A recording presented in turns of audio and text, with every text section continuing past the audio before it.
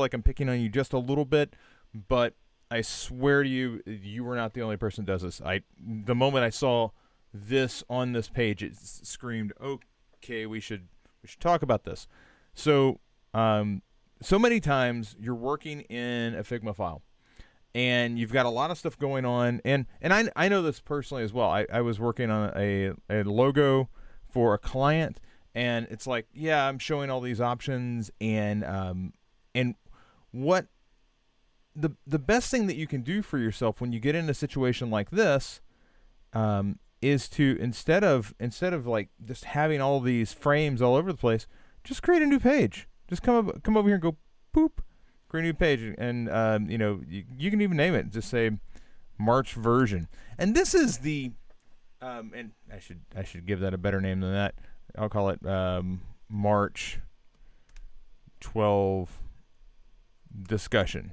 Okay, and this is basically the thing that we used to do when we would say final, final two, final two. No, really the final. We would like make multiple copies of the project that we were working on, and we would like always share the files around. We've all seen the sketch files and the Illustrator files that we used to have. All I'm encouraging you to do is to come in and just like whatever it is that you're working on, whatever it is that you're like wanting somebody to focus on, just make a page and just like pull that information out, put it onto the new page. Okay, that's like there's a lot of other organizational tips that we could cover, and yeah, there's lots of different ways that we can make this better. But the first thing that I want to do is I want to get away from this, which is often madness, and I want to really utilize pages.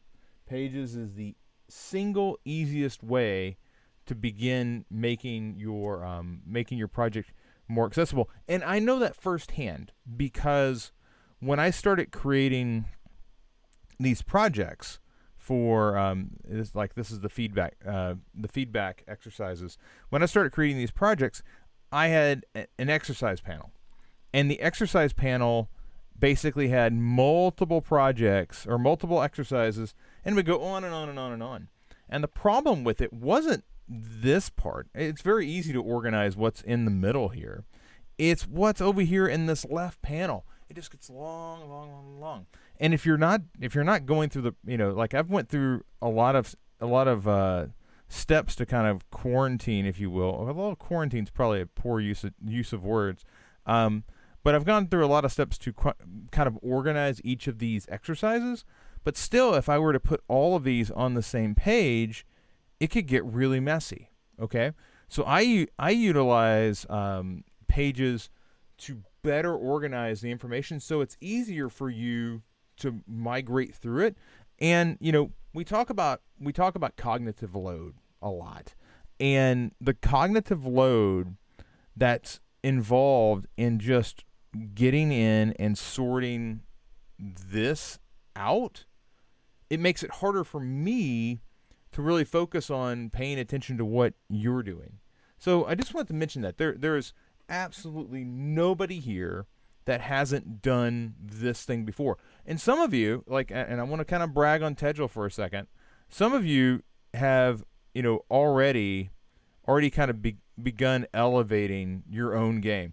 So this is Tedgel's project, and she's been she look at this, like version 2.2, version 2.3, and this is that thing that I was talking about. We have this paradigm where we've always done this. Final 1A, final 2B, no, final.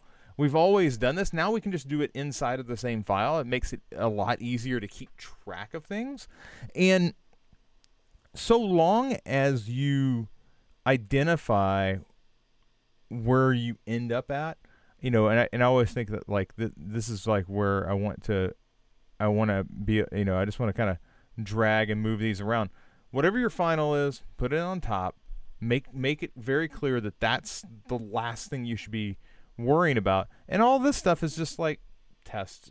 Components is very important to have because it gives you the bits and pieces necessary, and you'll always have that components page. But you should be able to utilize pages in such a way that it organizes it, and it makes it easier for not only you to see your work and kind of migrate through, but it makes it easier for other people to come in and work with you.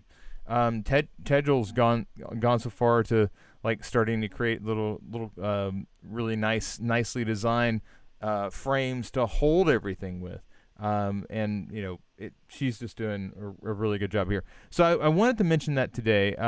The priority guides exercise that we have, it starts off with part 1, and then part of the instructions is literally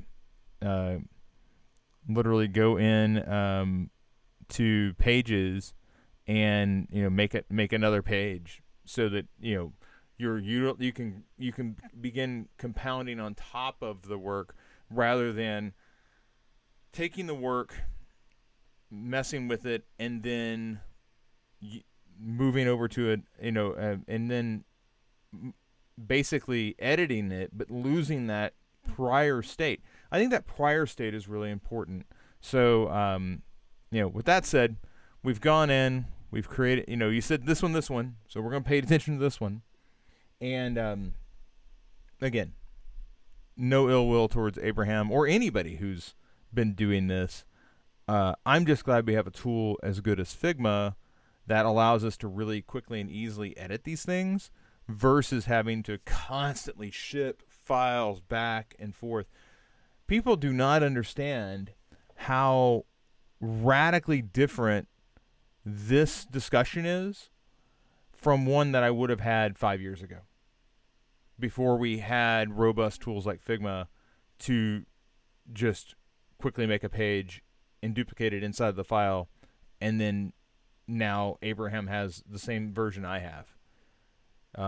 Working in Sketch was a nice move forward from where Illustrator and Photoshop were before, but it was still like a half step. It was a nice move in that it was a better interface to draw and create in, okay? But it did nothing for the file management. Figma and everything that is like basically what we would refer to as a cloud-based application, that is really where we leapt forward into some new dynamic. Case in point, I was working with my daughter on an After Effects project, and she was unaware of the concept that the file would be on your machine. Everything in her world is like, oh, I saved it to my phone, and my phone is connected with the cloud. And what do you mean there's a file on this thing, on this machine? So it was enlightening, because she's only existed in a world where we save things to the cloud. It's like, what do you mean a file is on this machine that I need to now move somehow? Isn't it all just up there? Anyway, I digress. All right, so let's take a look at what you got here. So here's the on this Abraham, and I'm gonna just we've got copies of this now, so I would encourage you to tighten this up. Bring that together. Here 160, maybe 140. It's just the slight tightening of these elements together. I'm a New York-based UX designer and user advocate. I use design in both big and small ways to make the world a better place. Okay. Yeah. Okay, I'm fine with it. I'm fine with it. Still, I'm fine with it. Yeah, I struggle with it. It's like, I want to make it better, but I'm not really quite sure how. It's not bad. I want to perfectly be clear there. But it sounds sort of I use design in both big and, I don't know. Do you need is it in both? I use design in big and small ways to make the world a better place. I strive to use design. Like, I use design. It sounds like it's just when I wake up in the morning, I use design, and poof, the world is better. Um, uh, yeah, I think the concept here is what you're trying to do. You don't always get there, and this reminds me of a Simon Sinek quote. I remember reading this book called Infinite Game, and he talks about leadership isn't the results. Leadership is the taking care. Leadership isn't always winning. It's also losing. So there's got to be some sort of accountability that it doesn't always work. So I'm always pointing towards success, and I'm going to have more success in changing the world to be a better place because I value and leverage design, and I strive to make things better. Sometimes it doesn't work out though, and there is just something so real about that it just stuck. So I'm just passing along. It doesn't change your portfolio at all, but it sometimes these things just strike people at the right time or the right way. So you've got plate, and you're this is your case study, and you're kind of you're clearly trying to tighten it up, and it looks like, yeah, I'm not quite sure what's going on here. The one thing I would say, yeah, I'm not sure what's happening down here. It's like something's missing. Did I miss something when I tried to copy this over? Let's go back and look at the original. This one. No. Sorry, I gotta check my notes here.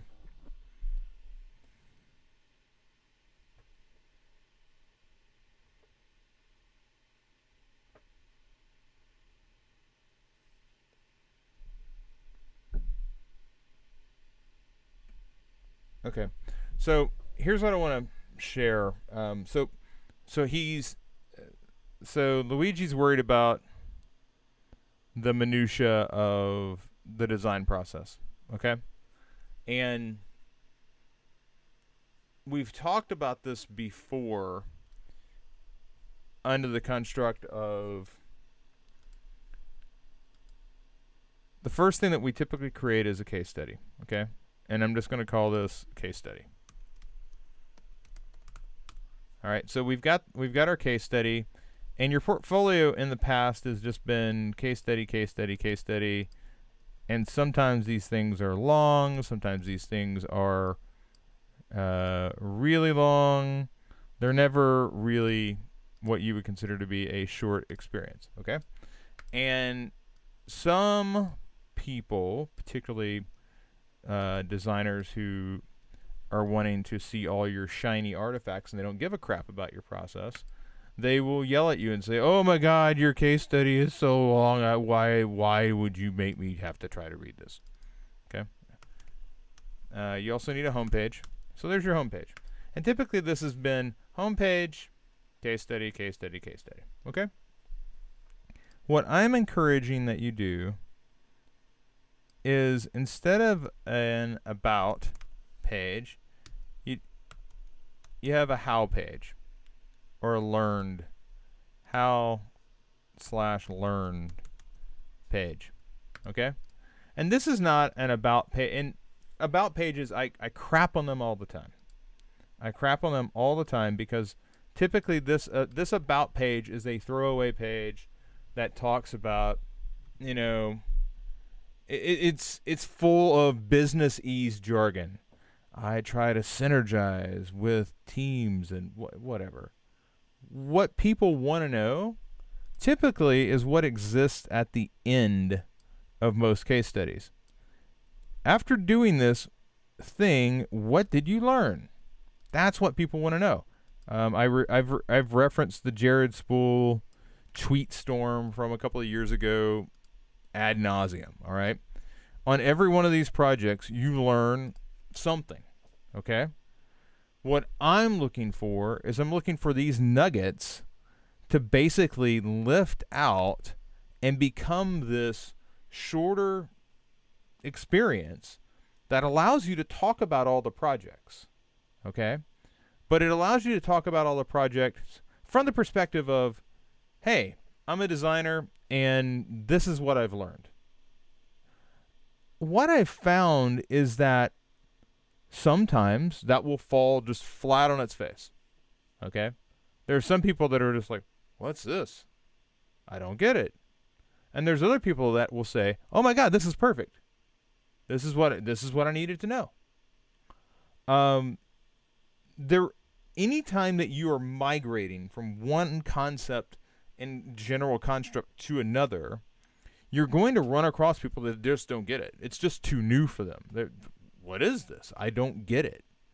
So what I would encourage you to do is to look at this as like a way station.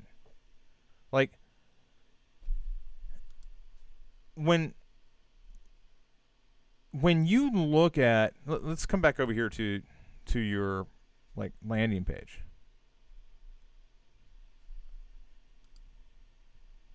I would consider having a line in here.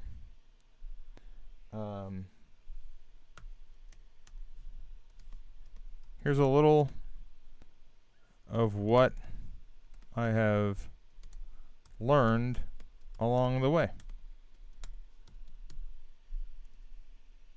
And I'm going to put that in bold.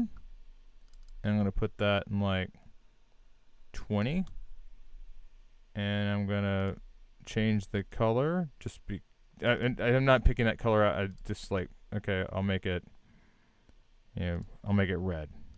All right. Whatever you do, I'm looking for this to be a link off the home page to this in between. And this in between is not a replacement for your case studies.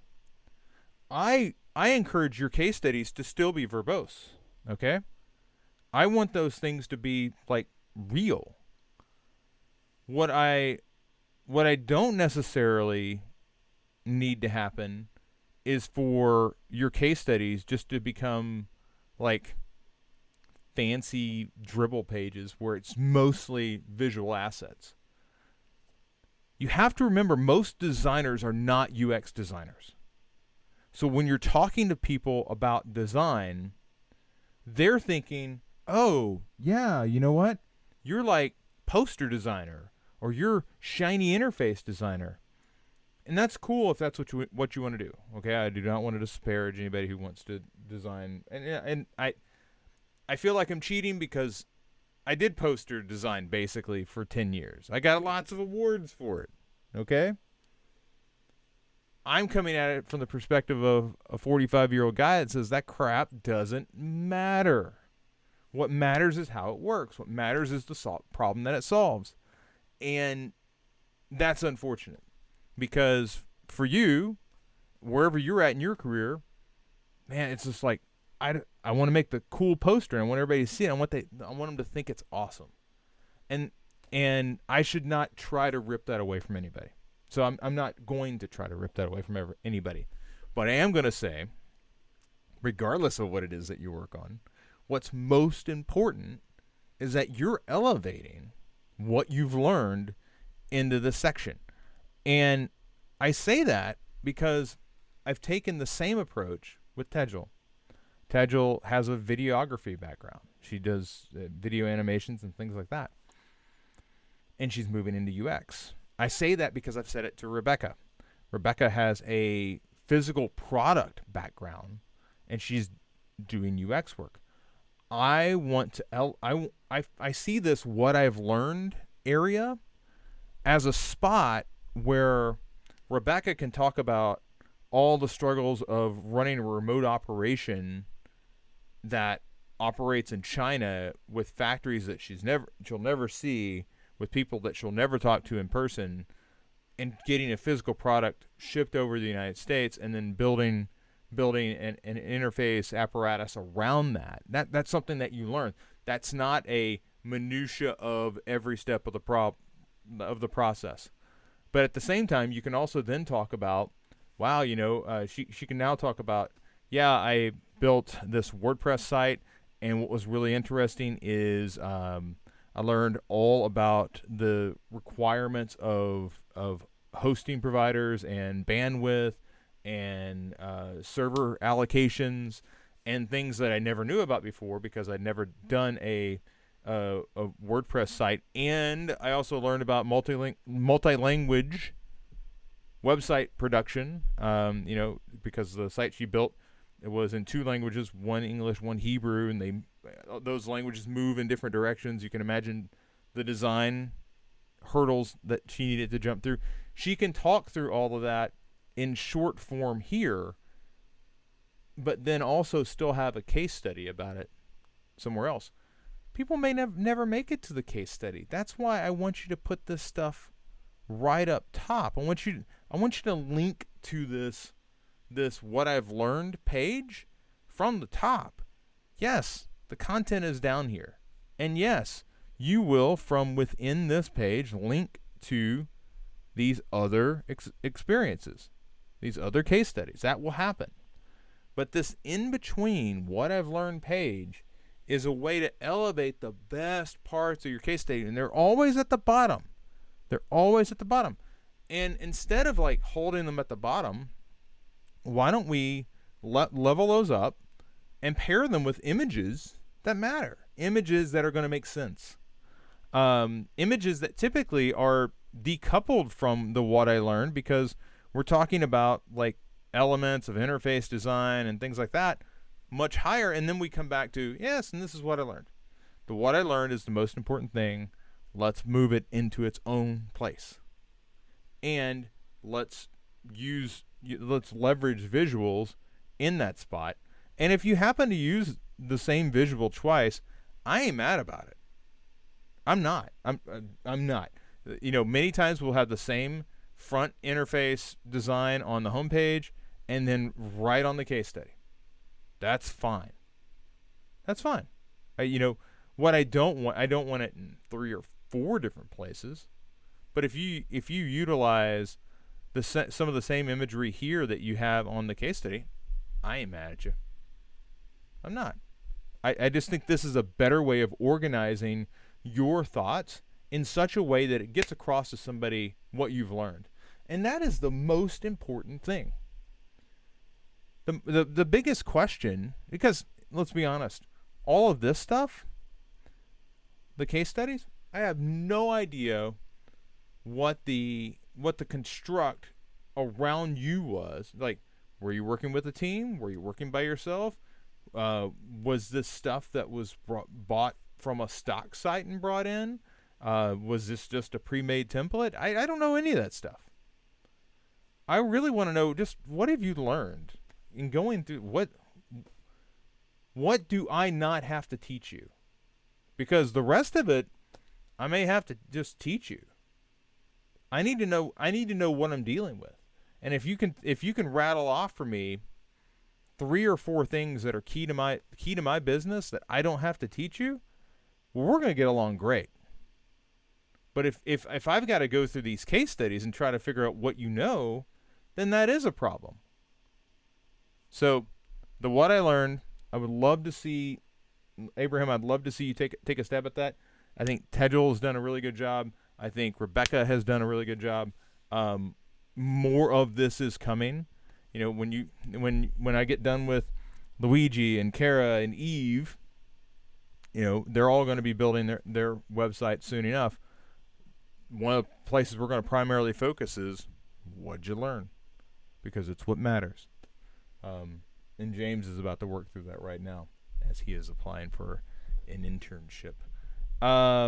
Let's hop over to Katie. Because Katie is going through microcopy. And, one thing I'll say is, I've talked about breaking this stuff up so it's a little more easier to see what's going on. That's very hard to do when you have a multi-version, multifaceted iterations and prototype. Like, that gets hard to do, okay? But Pages is a lot better than simply if she had to make a copy of all this stuff and then just move it south, this over here just becomes a nightmare. All right. So utilizing pages allows you to kind of organize. What we're looking at with Katie is she's specifically working through the microcopy, and you can kind of get a sense of what that's like. She's got the CTA button, and then it's like viewer menu. There's not one thing most people have figured out over time is there's not a lot of microcopy on the front page. That's not where microcopy happens, because there isn't a lot of interaction that could possibly fail or need additional filtering or sorting. Most of the microcopy that we run into is over here. And like right now, we don't have a lot here to worry about.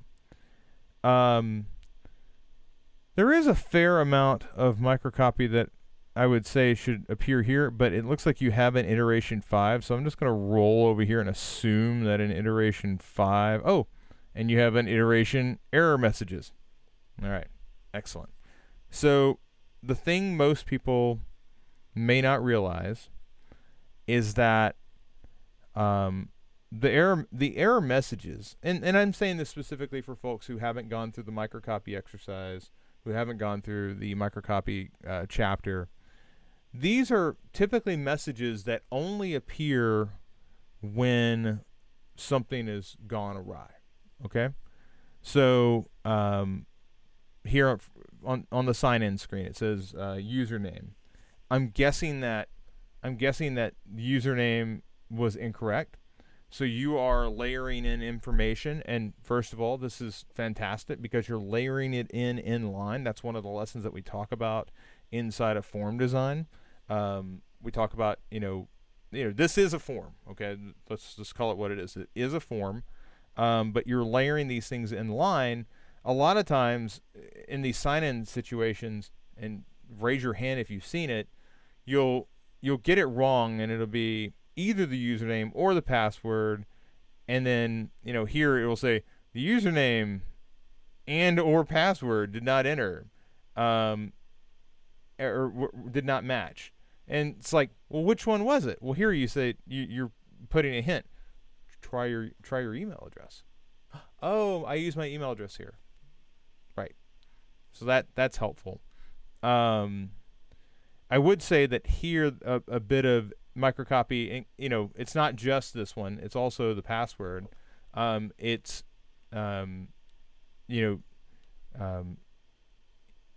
Here this may be where you need to mention that if passwords require what were the password requirements to set this up? Did I need an uppercase? Fresh market passwords require an uppercase and a special character, like anything that would help them along. Also, if they've forgotten their password, new user create account, forgot password, reset here. Like that language is helpful. Let's keep going. So here the email addresses, or not the email, the zip code has failed. So you've said, hey, enter a 5-digit code. You've got your new address. Let's see here. Sorry, greater metro area. Check out one of the locations. Oh, that's weird. Above. Okay, so that's nice. Liking that. Let's see. Card on the file. Okay, that's working. Oops, card is expired. Please enter a valid card.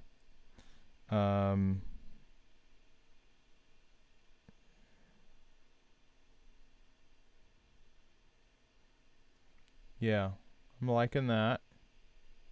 So this is pretty good. This is the type of stuff that we're looking for. That's one of the reasons why I said homepage. Forget about it. That's not where microcopy doesn't live there. Microcopy lives here. Let's continue along. So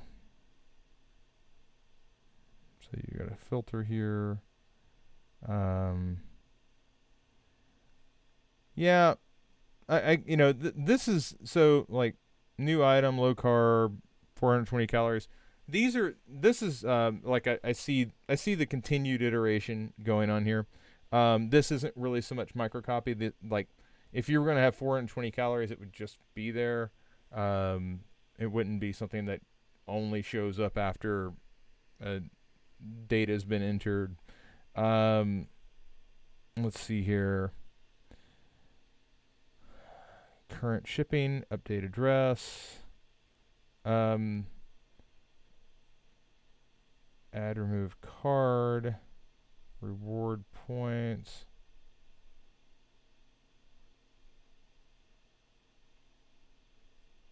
Favorite meal. Okay, that's what's going on there. Okay, I saw the red thing earlier. This meal is dairy free. Okay. I'll get one more. How it works.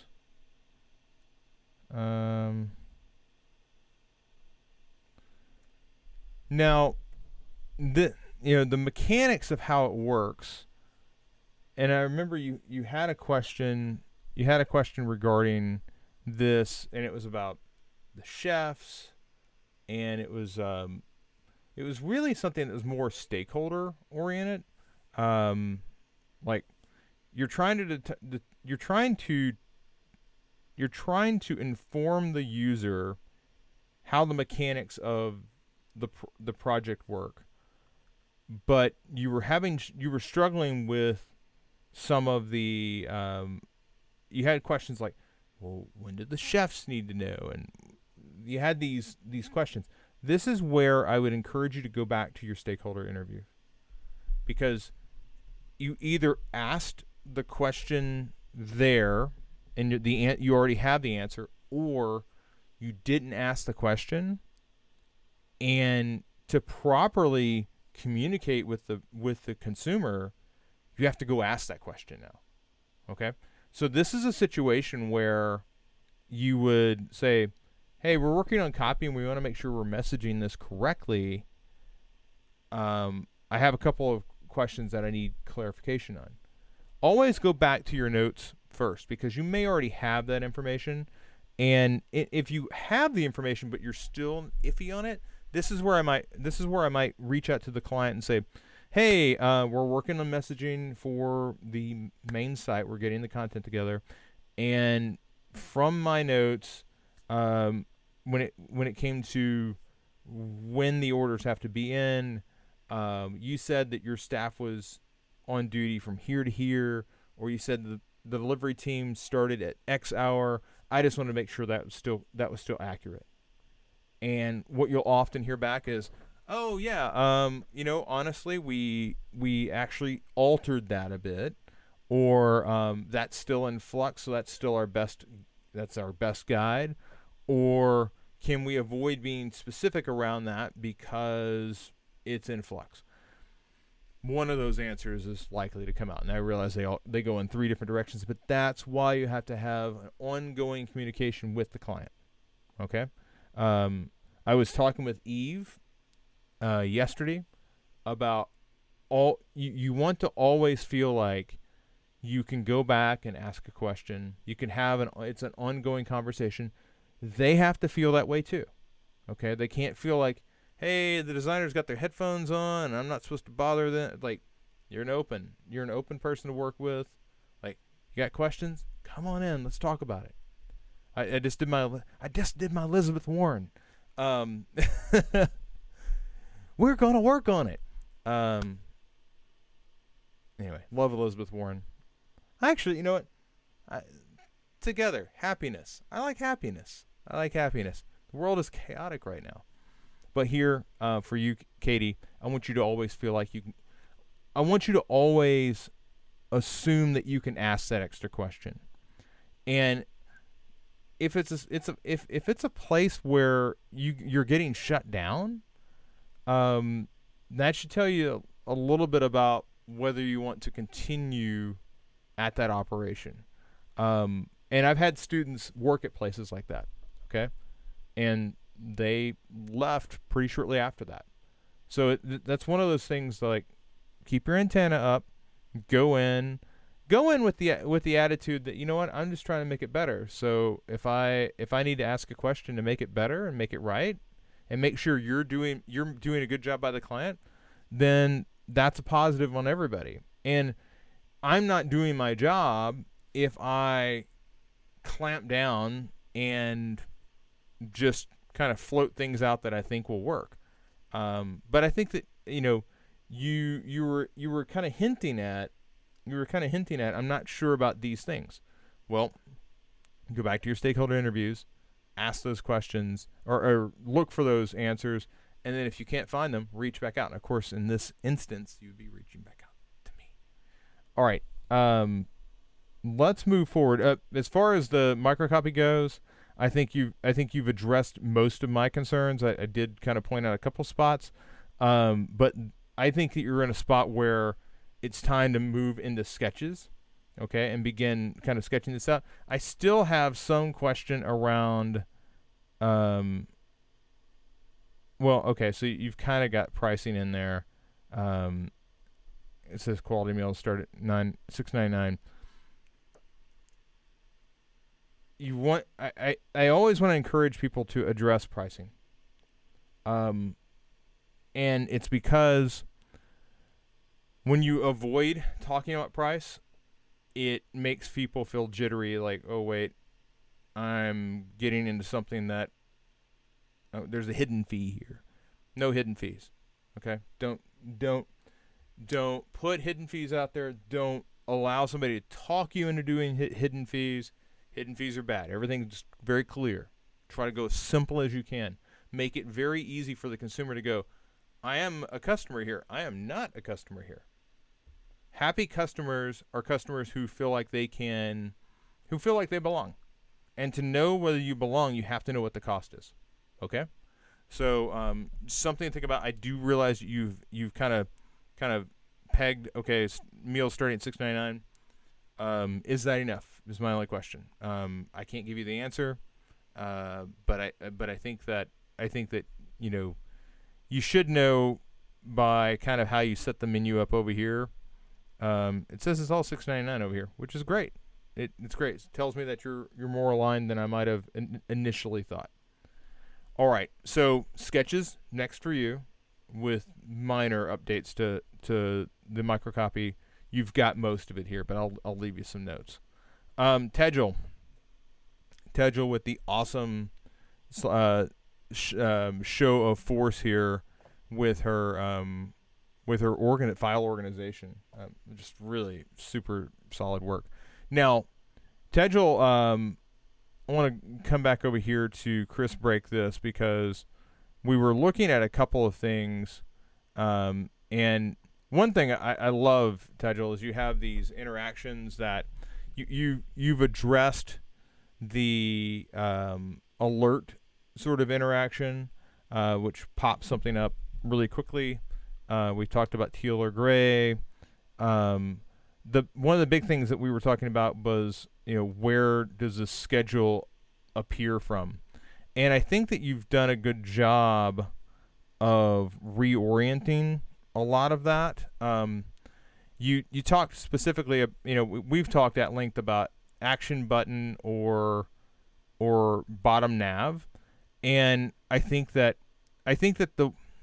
we've come to a common agreement in what an action button or bottom nav should be. You know, and I'd kind of left some notes as well.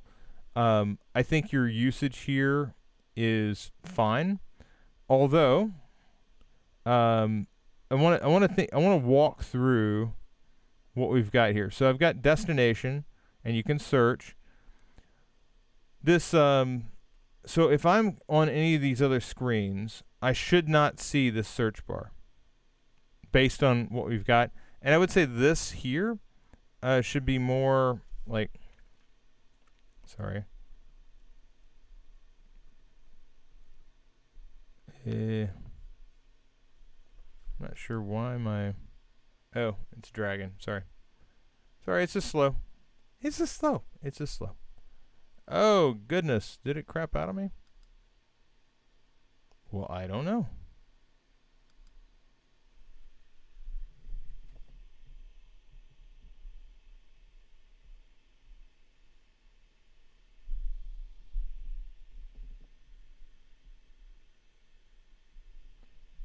Oh, no.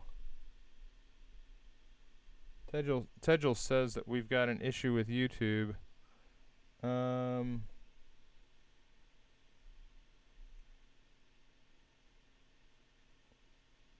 going to view this real quick. We're just going to make sure YouTube is functioning.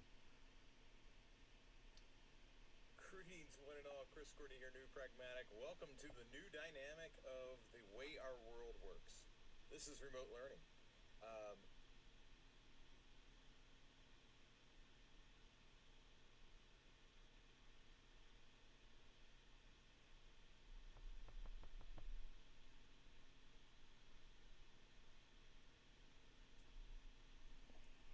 That's very interesting.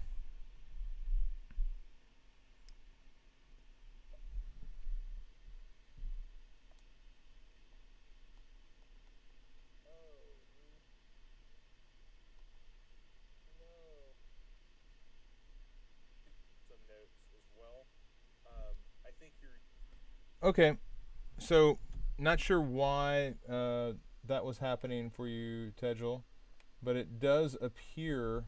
It looks like the link got garbled.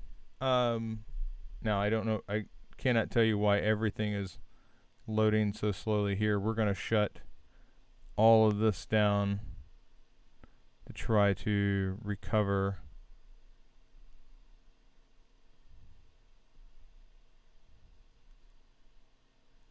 And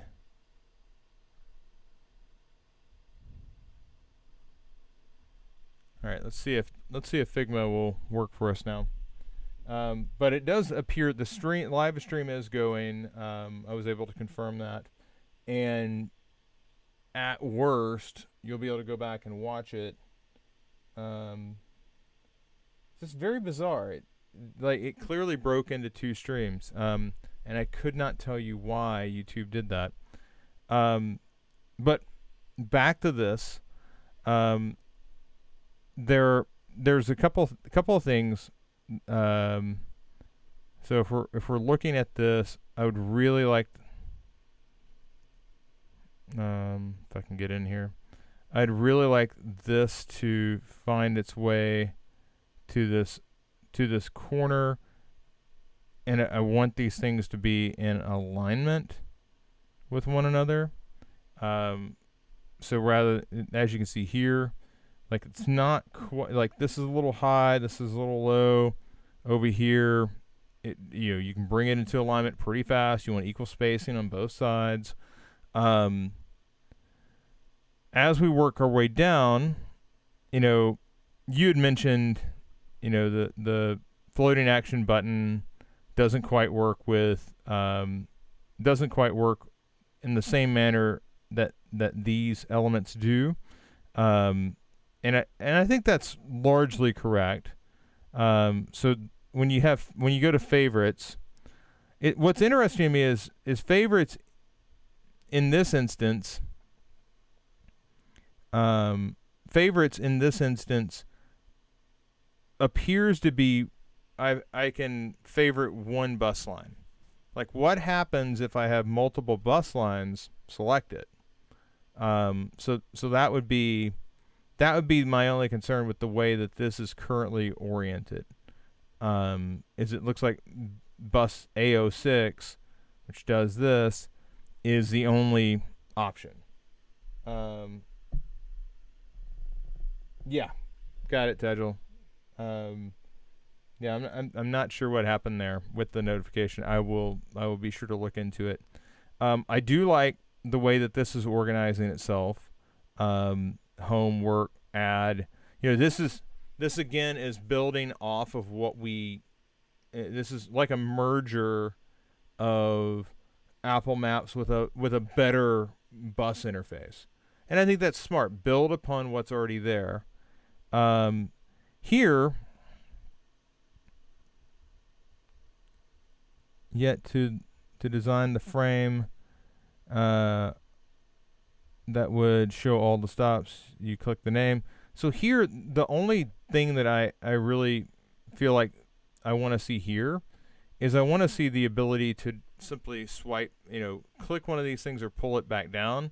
I guess you could have the back button here, but the way this card works as it slides up to the top, I don't necessarily think that it has to have a back button here any longer. So yeah, and you can obviously, search and research inside of the same search queue. So once this is fired, if you decided, oh, I want to search for something else, that's fine. So here's schedule, and I like the way you've got pick a date. That's functioning. It seems like, you've given yourself enough room.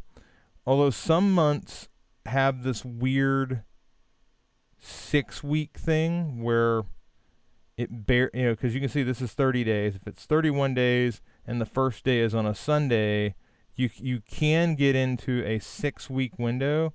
So I would make this date picker just a bit deeper to accommodate for all of those potential options. And I realize it seems weird, but the moment that you get into one of those months where it's 6, you're going to have to do some sort of scrolly action here. So I would rather just make it flexible enough to handle all orientations. It's normally going to be 5. Very rarely, like it would have to for it to be 4, it'd have to be a perfect, like February 1st to March 20 or to February 28th. And even this year that wouldn't work because we had February 29th. Although that's weird because February was here. Don't worry about that. So I like this. Okay. So I'm trying to figure out what I want to see now, to be honest with you. And it's kind of weird. You got 2 floating action buttons here, and I'm not really quite sure. You should only really have the one if you're going to have one at all. But what I really want to see, Tadjil, is I want to see a clickable prototype to walk us through. Like, okay, this screen goes to that next screen, and when I click this like I want to see that clickable prototype so that we can begin to find the flaws in this.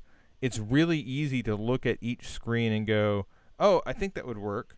But until you connect all the dots together, and really, I mean, all we're talking about is just coming through and going into prototype mode and saying, yeah, you know what, this area, when I click this goes over to here, and I can't click this for some reason. It might not be a frame. Oh, yeah, it's because it's inside of a thing. So you have to kind of get. It's because it's grouped. Okay, got it. I'll ungroup that. And now I should be able to click it. So if I say frame to... Really? Come on.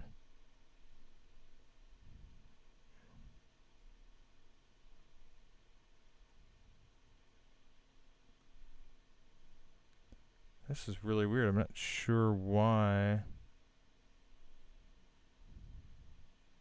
Is it because it's inside of a frame? That I don't know. Will it drag to any of them? Weird.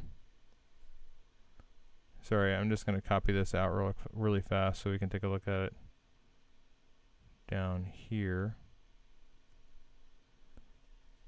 Honestly, I just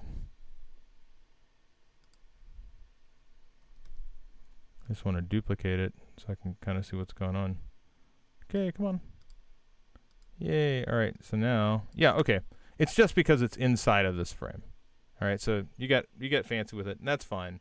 But from a prototype perspective, I want us to be able to go in and say, okay, when I click this takes me over to here, and we can begin to work on the animations and things that happen later. What I want to mostly see is I want to see how this is actually all integrated together. The moment that you have that, I think that's when you know whether the design is working or not. Up here, I think you astutely pointed out that this dynamic of having the bottom tab bar is still widely used. That's correct, but this dynamic of using the floating action bar or floating action button is for mapping. Okay. And mapping is a lot different than Instagram or Facebook or any of those other apps that you mentioned, or Mail. So just understand that there's there's different usages when you're talking about mapping specifically. There's this, but there's also this concept that looks a lot more like that. You've done a good job of taking the two and putting them together, which I think is a good move. The biggest question I have here is favorites. What happens when I have more than one favorite? And I have an idea of how that would work out, and it looks a lot like this over here. Like, I click on favorites, I have a series of items, and I've got my favorites lined up, and I can add a favorite if I want to, and that would take you to a search queue. But when I select the favorite, it loads this, and when I pull that back down, it goes back to the originals. So, but seeing that prototype in action is where we really begin to see how this really works. But I do think that this version is much closer to the right answer, and I think that 2.6. It's not surprising. 2.6 is closer to the answer than 2.5, and but I will say that I think that this has taken big leaps forward in the past couple of days. Okay. All right, folks. I think that does it for us. We've had a busy morning, and couple things of note. I really want to encourage all of you to be careful, be safe. Wash those hands, take care of those kiddos. I know many of you are family folks like me. You have children. This is a really flexible place. Okay, I'm not going to push on you to do something that would endanger you. I want to make sure everybody's getting a lot of rest and taking care of themselves. You can ask James. Disaster strikes, I'm going to be here to work with you. All right. But what I can't do is I can't take care of your well-being. So be sure to get plenty of rest. Do not push through and burn the candle at both ends because of something that I've asked you to do. Like, I understand a lot of times I will ask you to push through. You got to push through and you got to get to. Don't do that. Get your rest, okay? And we can always catch up, okay? This is supposed to be a growth experience, and you can only grow if you are healthy and well, okay? So with that said, Chris Courtney here, new Pragmatic. Take a pragmatic approach to everything that's going on out there in the world. Just be safe. Get your rest, take care of the family, and just know that I'll be here every weekday morning, and we'll keep growing together. All right.